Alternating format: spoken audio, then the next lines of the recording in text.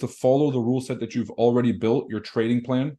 And then obviously those 2 or 3 things that are crucial for your personal success, maybe we've talked about them on coaching, that needs to be your number one goal.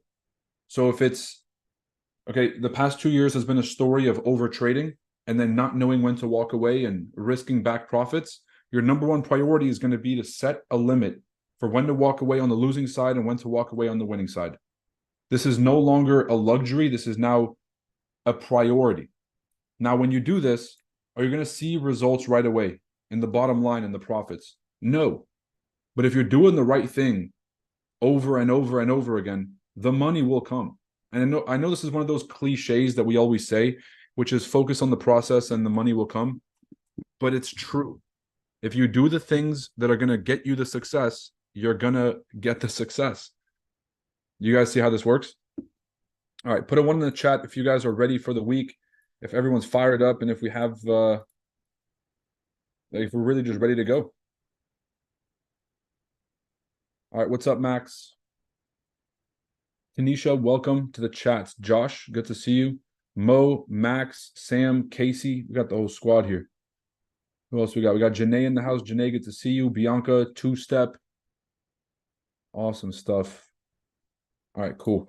If you guys are in the first coaching program, if you guys are in ACP 1, we're going to be finishing up that program by doing the final review calls here pretty soon. So first, I'm going to do a final review with everyone who's in ACP 1. You guys get that?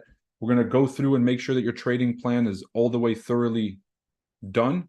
We're going to go through some of the key takeaways from our coaching together, as well as some ways that you're going to really improve your trading going forward.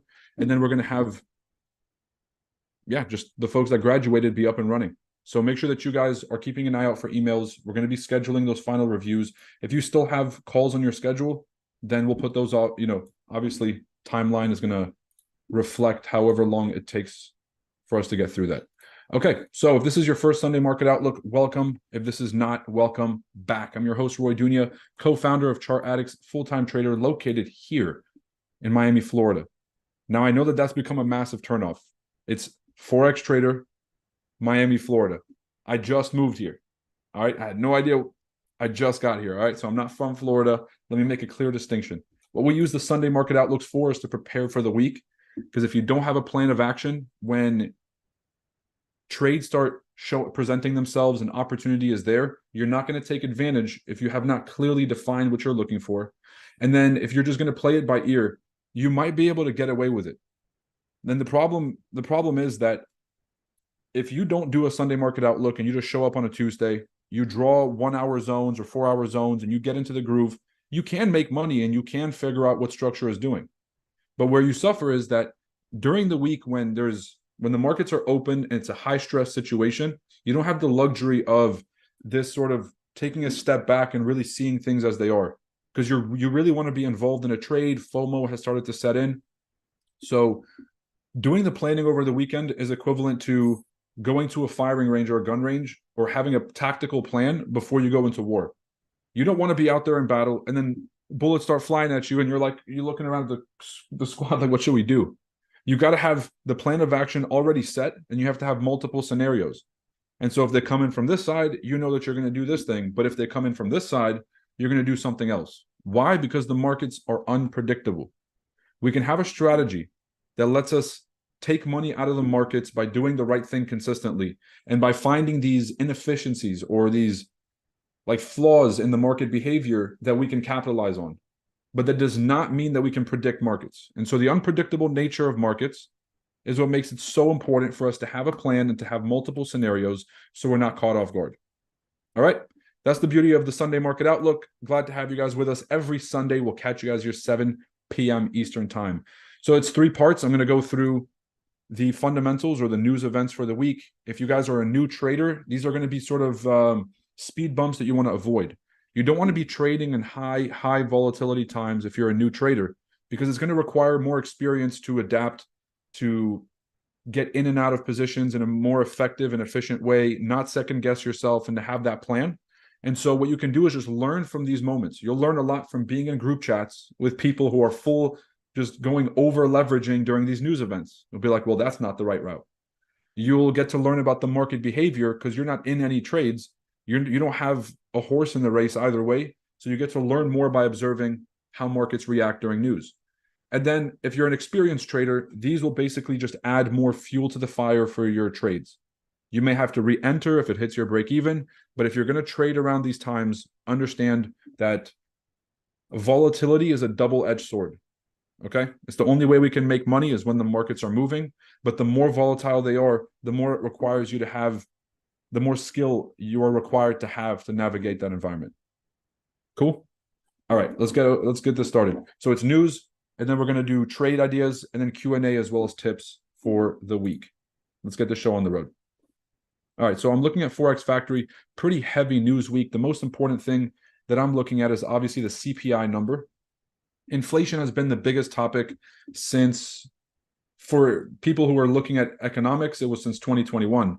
But for the mainstream, 2022, inflation became the number one focus for the central bank and for economists as well as the finance news media. And so we have the US CPI number coming out at projected to come out at 3.3%, which is phenomenal. We hit about 9% in the summer of 2022. That's when Jerome Powell started to think to himself, like, maybe we should slow down a bit with printing this money, and maybe we should start to take some of the money out of the economy. A little bit too late, but going from 9% inflation all the way down to 3.3 is phenomenal. And staying around this range is really important to make sure that the economy stays on track. If the CPI number, it won't go down, and the Fed has already thrown everything in the kitchen sink at it, the Fed's going to have to take some emergency measures, which means raising interest rates again. Okay, you guys know that no one is buying houses right now, and no one is trying to go get loans. Interest rates are through the roof, and if that continues, and not only continues, but it gets worse, it will crush the most important parts of the economy, which is the housing markets, the car markets, automobiles and used cars, and that's not going to be good. So we all want to see inflation come down. But in the States, it's looking really, really good. Now, in the UK, right now, the current inflation rate is 6.7%. So just to help you guys understand that, if you have $1,000 in the bank, you're going to be losing about $70 this year in purchasing power. You're like $930. So normally when you have $1,000 and you check, it's probably some fee or some kind of thing, some processing fee somewhere. This is just in terms of everything got so expensive, you will only be able to buy $930 worth of goods. Now, if you think about this in terms of billions of dollars, so for every $1 billion that a central bank holds in Great Britain in pounds, they'll be losing close to $17 million a year. You times that by 10 billion, that would become a massive problem. And so what you guys have seen as what we've all seen as an effect of high inflation in the UK is that the pound suffered. People will dump the currency if inflation is too high. No one wants to hold a fiat currency that's losing that much money. When inflation was high in the States, you saw the dollar crash because no one wants to hold any asset that's bleeding you money like this. Now, this is miraculous. 4.7% is their expectation for this month. So I'll have to look through the report and see why they're expecting such a drastic shift. But if you guys look at these numbers here, the July number was expecting, they hit as high as 9% this year. So they were a little bit late to combat inflation as opposed to the United States, which recognized how big of a problem it was and that it outweighed the risk of recession. And so now it looks like the rest of the world is waking up and starting to realize this is a bigger problem than we all thought, and they have to make it a priority. From 9% down to 8%, then to 7%, 6.7%, 6.7%, and then now they're expecting a 2% jump. So I'll have to look and see where this is mostly coming from. So now we have the core PPI, which is the producer's price index. Again, early indicator of CPI, because if the producers are paying more to make stuff, they're eventually going to pass that cost on to the consumer. And so PPI, early indication here. Retail sales, very crucial. Again, US consumer, one of the most powerful economic forces because we buy the world's stuff. And so if Americans are buying stuff, the world keeps turning. If retail sales are starting to decline in America, that means the amount of raw materials that we'll buy from all over the world goes down, and ultimately it tends to lead to a global slowdown because of, obviously the demand. All right, those are the most important things that I can see. Is there anything I missed? Crude oil inventories. This one might be.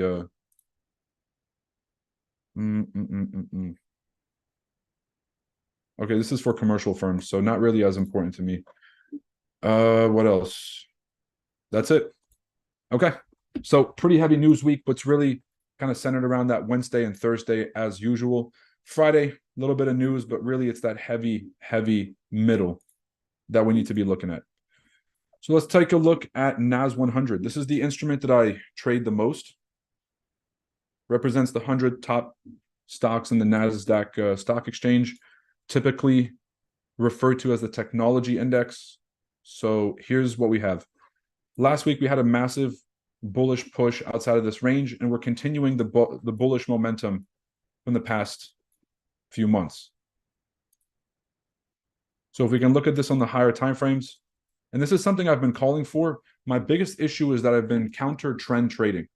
I've been trying to look for sells at certain key areas, since you don't really get the opportunity to sell highs this often, right? Typically, those trades on the higher time frame provide a great opportunity for bigger moves, and we haven't really been seeing those. And so I always preach to trade in the direction of the trend, but then when you get to these areas of resistance or discounts, this is typically where I'll look for some kind of counter trend trade, because this is where we can expect those. But with that being said, the overall trend is aggressively bullish, and we really have to be mindful of that. A lot of people are expecting some turnaround or something. Nope. So we have a bullish trend coming out of the COVID pandemic. They printed a record amount of money. That money found its way into the stock market for many reasons. We had this area of structure right here that was kind of the last line of defense. So there's a consolidation here, and then a trend. Then we have this minor support that got formed, and then we have this reaccumulation, which is like sideways movement that picks up gas and picks up steam before continuing its direction. So between this area and then the new consolidation range, this is what I call no traffic. Had the market broken through that zone and started to close below, this would have been like a small bounce and a continuation to the downside. So what happened was the market came back down to these lows, grabbed liquidity, and then had an immediate shift in momentum back in the direction of the higher time frame trend, which is bullish. So we have the support right here. We got resistance right here, discount, premium, and then now we're ready to rock and roll. So we're playing in this higher time frame range on the daily. We're getting pretty high up. What I believe will happen here is that we're going to consolidate at the highs. So consolidate here, drop a little bit, and then just absolutely smash through. All right, so very important to remember that number one, fundamentals plays a huge role in the markets, because if you only look at technicals, what would you have seen? A break of structure. You would have seen lows and lower lows and lower lows and lower highs and lower highs. So you've been convinced that this was a downtrend. The reason you want to always look at the higher time frames and then you want to look at fundamentals is that first, if you look at the higher time frames, this is nothing more than an impulse. This was a flag correction, and then a continuation in that direction. And then ideally, we all want to see a retest of this before we pop off. So if you're looking too micro, you'll get stuck in the range. And then if you're looking at just breaks of structure and you're expecting that to be the end all be all, you're not really looking at the identifying features of a shift in the market trend. We always talk about this is where the market slows down on the smaller time frames. Then you have a shift in momentum, and then you'll have higher lows. So what that ended up looking like was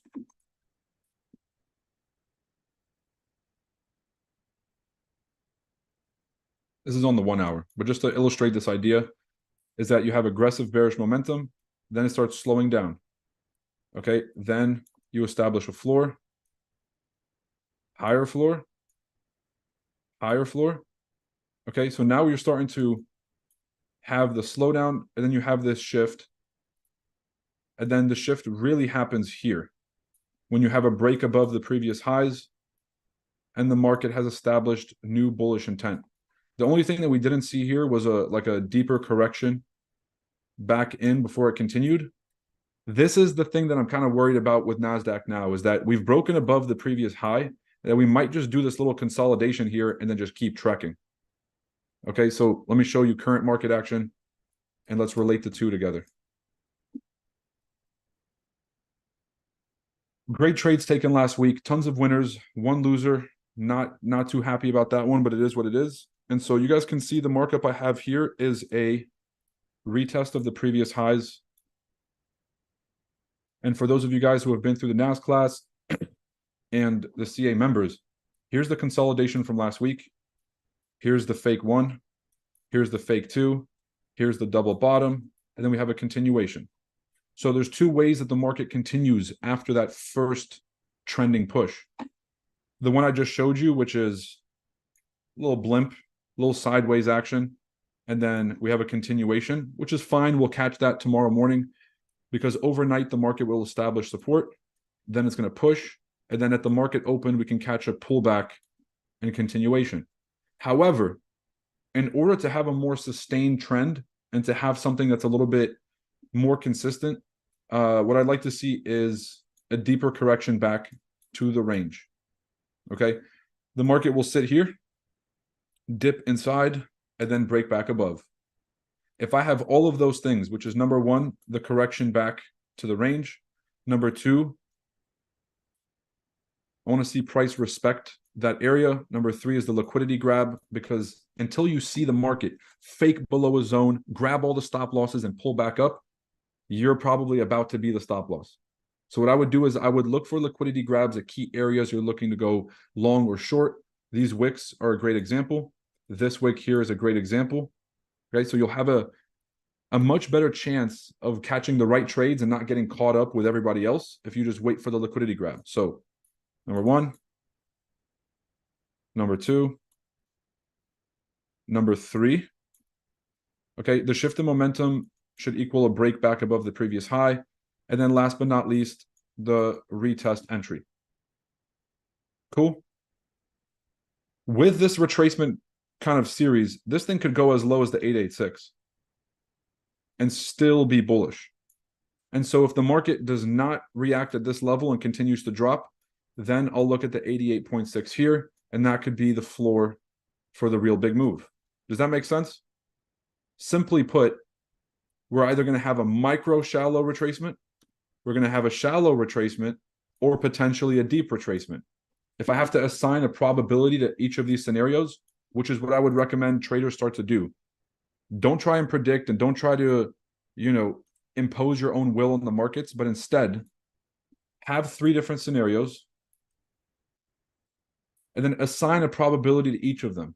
And then don't marry that bias. And so if the first one, let's say that's about 30% chance, this deeper retracement about 30% chance. Well, actually, I guess I'll do the fifth one is like probably 50% chance. Little baby retracement here and push. It's possible with an aggressive market like this. We'll give that one a high probability. Number two, we'll do 30. And then number three, which is the real deep retracement, I'll do 20. This is the probability that the market will do one of these scenarios. As the market starts to give you more information, you can reassign probabilities. So I'm looking for price to be in a box here. Now, if it goes fakes up and then starts to break the box and comes down, then number one doesn't seem that likely no more. So I'll start to reduce that probability. Be like, each red candle that's forming is starting to show me that this is becoming less and less likely. So I'll reassign probabilities, and then I'll pick the one that makes the most sense at the time. With the one that makes the most sense, I still have my confirmation criteria at that point to make sure I'm not just taking random trades. Oh, it's at the level, 30% probability. No. Now, you don't have to do all that. Maybe one or two reasons or one or two scenarios would be perfect. But just having one and marrying that bias, that has never worked for anybody. It'll work occasionally, But when you're wrong, you're really wrong. So don't marry. Instead, respond. Okay. Let's go, Roy. Big ones to stay at your highest peak of decision making. Got signed up last night for the NAS class. Jensen, perfect, bro. Welcome. Good to have you on. My boy Bryce put me on. Bryce, the GOAT. Karan said I messaged you on text or where? My boy Karan, why are you in the hold up? Yo, can somebody give Karan access? I don't know what's happening here. Karan, why you ain't got the Zoom, bro? So should we buy crypto with 1,000 instead of what, Lambrezi? This is why I love you. You know Naz like a sibling. No BS. I know BS when I see one. Thank you as always. Yes. Well, I know Naz. Yeah, kind of. I want to say like a sibling, right? I'd say like now it's like a significant other. Before it was kind of like a turbulent relationship, but through open communication and clarity, now me and Nasdaq are on great terms to have a long-term relationship. That's how I understand Nas. Because you guys got to understand the difference. Like when you first link, when you first meet somebody and you're first dating, you don't really understand the ins and outs because you don't really show each other the full picture. Right? You're kind of keeping some things, whatever. 2 years into a relationship, you know when they're pissed off before they even walk in the door. Like you can hear the footsteps while they're walking. You're like, she about to come in and say, say something about work. You can hear it in the intensity. It's the same with NASDAQ. Now, you have to be very, very clear and conscious about why these things are. You can't just be like, heavier footsteps, bad mood. It's not that simplistic with NAS. You have to figure out the times it moves, the times it doesn't. But then after a while, through experience, you build an intuitive sense. And that intuition is nothing more than your memory bank building some kind of signal in your body, which is telling you, hey, we've seen this before, we've seen it enough times. Even though your conscious brain doesn't really know why, your subconscious brain knows because you have so much data to back it up. And so eventually I can tell today's not a great day to trade NAS. Guys, we're probably going to have a slow trading day. Yeah, the market action, because if it has not done certain things by a certain time, I know it's not following the traditional model. And I know because of that, we can't expect the usual market action. And so first, become very clear and then see it enough times, not over weeks, but over months and years. Then you'll have that internal clock that'll just tell you not just when to trade, because a great system will tell you when to trade this week, but the best intuition will tell you when not to trade, and every once in a while, when to maybe go a bit heavier on some trades. Okay. What's good, gang? Hey, bro, this is amazing. Awesome. NAS retest the 4-hour highs. After the retest, you can follow the trend and enter the trade. It always does this. You're welcome. You're late. He said you're welcome.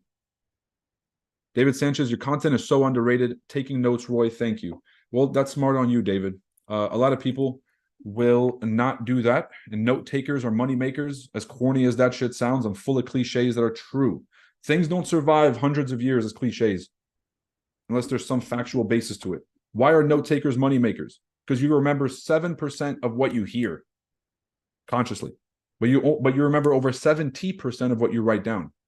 So if you're able to articulate your notes and really put them on paper, what you're doing is you're solidifying that thought, especially in trading. And now that I've gone through the technicals, I'm going to save gold and US30 here for a second, but there is probably an interesting psychological phenomenon I want to explain to you guys as it relates to trading. It's called circular thinking.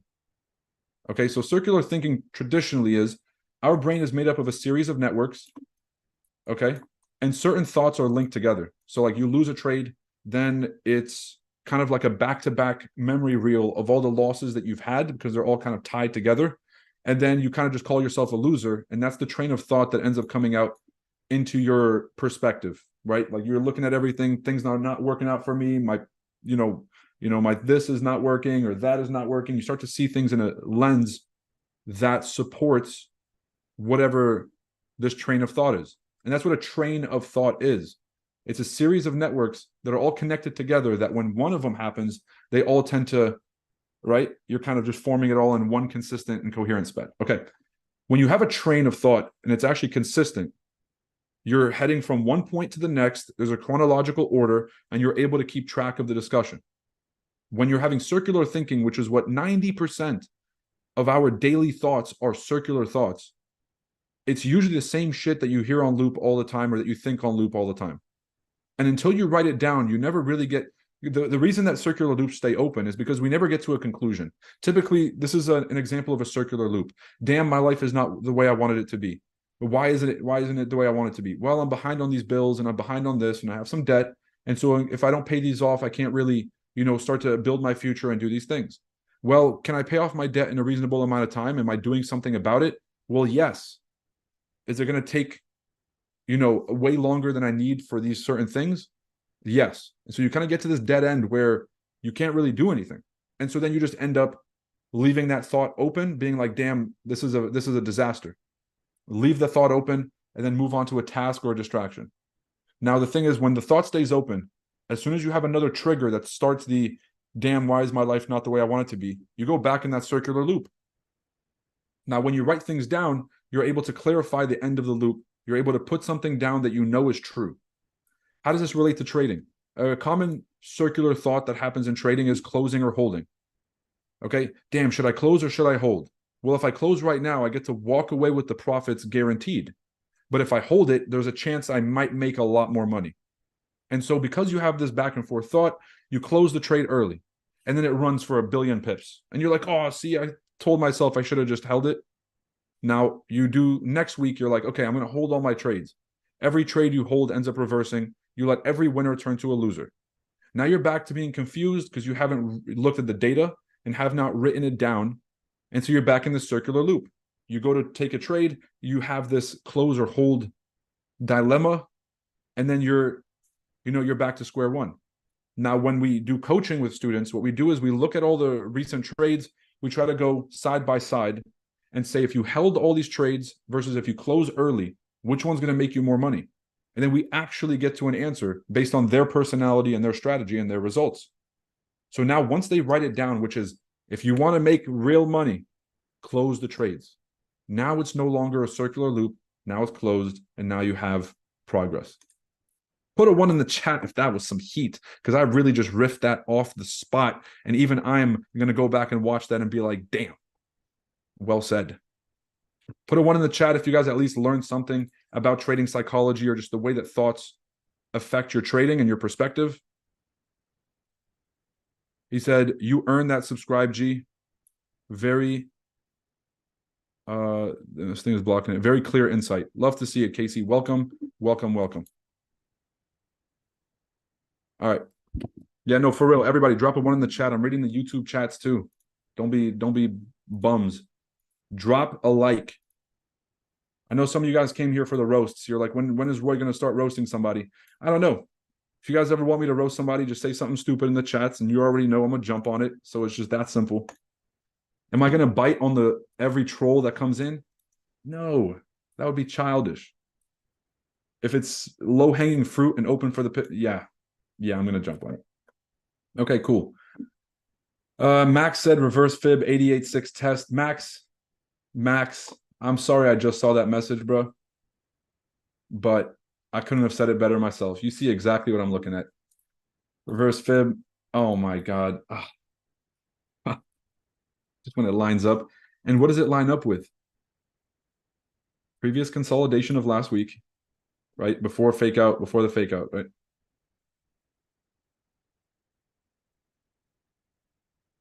Oh, wait. Yeah.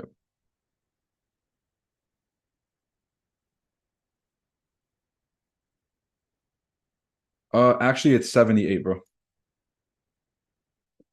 So I'd say 88, 78. Oof, recovery. Maybe even as low as the 61 for that liquidity grab. Y'all know the drill. Come on now. Okay, let's talk about the dollar, gold, and then we'll call it a night. Deal? And if you guys are new here, we stream every single morning for the New York Market Open. Highly recommend you guys join us for those. And if you guys turn on your notifications, and if you guys hit the like and subscribe button, you guys will get notified when I go live, and you guys can come and trade along with me every New York session. I'll be here. If you guys are interested in learning my NAS strategy specifically, The last edition of the NAS100 Masterclass will be December 3rd. So last one I'm doing. 2024, we're focused on a bunch of new things. We're going to be focused on doing strategy reviews and helping people prep through coaching for 2024. And then we'll also be starting to focus on the world tour for FX Summit. So if you guys are interested in learning the NAS strategy, I want to leave it for the world and leave it with you guys in good hands so that we can start to really see the next generation of traders find success and really start to, bring in this money. So if that's you, take advantage December 3rd. Let's finish this off with DXY, gold, US30. If you have any questions, make sure to put them in the chats. Okay, DXY still. Oh, nice. This is the perfect example of what I want to see for NASDAQ. Wow. Previous high gets violated. The market consolidates at that previous high. The liquidity grab comes in because if it ain't take your liquidity yet, you are the liquidity. And then all we need now is a shift in momentum, which means we have to confidently break back inside and then form a higher low. If we have all of those things, that higher low will indicate the continuation up to 107.5, which is the magnet zone. Magnet getting moved now. The magnet zone, 107.5. And as soon as we break through that range, it's all fair game from here. I see a continuation for the DXY, but obviously if the dollar is too high,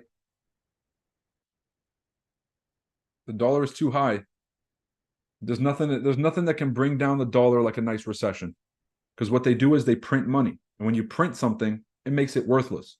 It's like, well, why should I hold this stuff like it's near and dear when they're printing it and this guy's got some and everybody's got some? And so right now, it's the opposite of a recession. Things are actually going decently smooth and they're taking money out of the economy. So the scarcity of the dollar is starting to catch up with everybody in the world wants dollars. They're taking dollars out of the system. The demand is outweighing the supply, and that's what makes prices go up, the basics of economics. So DXY bullish. Shout out to my interview with Brent Johnson on the channel. Highly recommend it. He came up with the dollar milkshake theory, which basically says dollar is going up. Okay, if you guys want to understand it fully, check out that interview on our channel, Brent Johnson, Chart Addicts. If you search that up, you'll find it. Okay, shift in momentum, continuation up. If that happens, then UJ buys, EU sells. I mentioned earlier, because of the fundamentals, the British pound has been seeing a massive decline since their inflation crisis. So 9% inflation means they're dumping the pound for almost every other currency out there. Now, because of the CPI news that may come out, was it Wednesday? If this thing comes out at 4.7%, the massive jump from 6.7% down to 4.7%, we're going to see a huge recovery in the pound. Maybe not immediately on the day of the news, but in the coming days to weeks, the pound will recover massively if they're able to make that big of a jump. Because if they're able to tackle it that effectively, it means they're on the right track. They seem to have found the areas of the economy that are causing that inflation, and they seem to be targeting that and bringing prices down. If they're able to stay that track, pound is going to have a massive recovery. So for all of you guys watching, cool. That's the DXY. For now, we're holding that support. If we continue to have that shift up, higher low and bullish. Boom. So this is the opposite for gold. Oh, this is really dope. Let me show you guys this if you're part of the NAS masterclass, or if you, okay, come on now. On every time frame, we're on the daily on gold. This is not even NAS. Whoa, 1, whoa, 2, right? So here's the high of the range. Here's the low. Retest of the highs and short. Very likely 1971. This is what I had drawn up based on some smaller time frame Fibonacci, is that the 78 and 88.6 are sitting right here. So in the overall trend, this is the most recent high that we violated. This is what I'm looking at for NASDAQ. We violated the high. We're going to come back to that zone to retest. We're going to break under a little bit and then push back up. Now, keeping in mind that we have a support area at the same place. So the body of the candles, we had liquidity grab through, and then we had wick rejection, body rejections right here, no rejections here, and then retest. So this is a really good zone at the bottom of this previous range. And then we have this area right here, the previous resistance. All right, so previous support, turn resistance, resistance, resistance. Here's the previous range. And then now we're kind of caught in the right dead in the middle of that range. So you guys know me. I'd much rather wait for the market to get close to the bottom of the range before I go long, coinciding with that 1920 88.6 range or 88.6 level. On the sell side, that would be 1980. So buy at 1908 to 1920, anywhere in this region, and shorts from 1970 to 1980. Now, if we look at this on the smaller time frames, let's find some day trades here. All right, how does the market make it down to 1920? We have this massive drop. And so what we need to see is that the market can actually sustainably get back below this level. We have this impulsive move, measure it from top to bottom, unreverse my fib because don't need that. Okay, here's the level 1955. So for shorts, 1955 and sells to the downside. Now, if the market makes it up to these highs and then breaks this high here, okay, and even breaks up here, so kind of like something like this, where we head to 1971, then that means that the market has shifted its momentum. We'll see a higher low and push up. And so this whole trade is conditional on the market staying below this 1955 level. It can come up, maybe even climb as high as 1962, but as long as it stays below the 1955, we'll have that continuation to the downside. Okay, so those are the smaller time frame levels, and you guys have the daily as well. Ladies and gentlemen, that concludes this. That concludes the Sunday Market Outlook. Chart Addicts members, you guys know that we do a market outlook every day.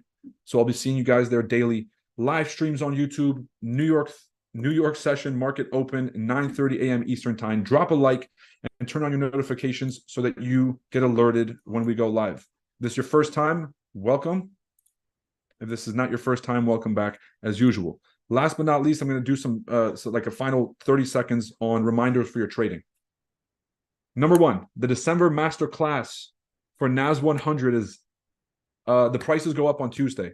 So the next 2 days is $250. If you guys want to wait until after this early bird period, it'll be $350 a seat, which is still cheap as fuck. Let's be completely honest.